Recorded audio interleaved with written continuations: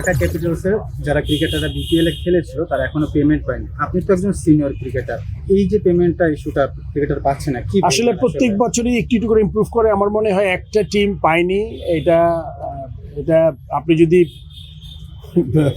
BPL এর governing কাউন্সিলের member secretary জিজ্ঞেস করতেন, সে উত্তর দিতে পারতো। হয়তো বা প্রসেস আছে, বাট আমি শুনেছি আমাদের জ্যাকি খুব প্রিয় একজন কোচ ছিল, আমরা একসাথে ক্রিকেট খেলেছি। আবানিতে সে বোলিং করতো, আমি আবানির ক্যাপ্টেন ছিলাম এক সময়।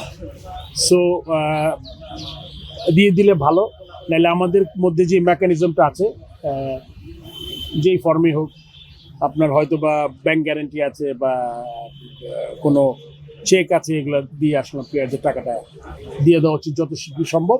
তার সাথে সাথে আমাদের যেই, যদি আমরা প্রমিস করে থাকি আমাদের রেভিনিউ শেয়ার করবো, যেটা আমি গত বছর যখন প্রেসিডেন্ট ছিলাম, গভর্নিং কাউন্সিলের চেয়ারম্যান ছিলাম, তখন কিন্তু আমি টিকেট থেকে রেভিনিউ শেয়ার করেছিলাম। তো এটাও তাদের করে দেওয়া উচিত যত শীঘ্র সম্ভব।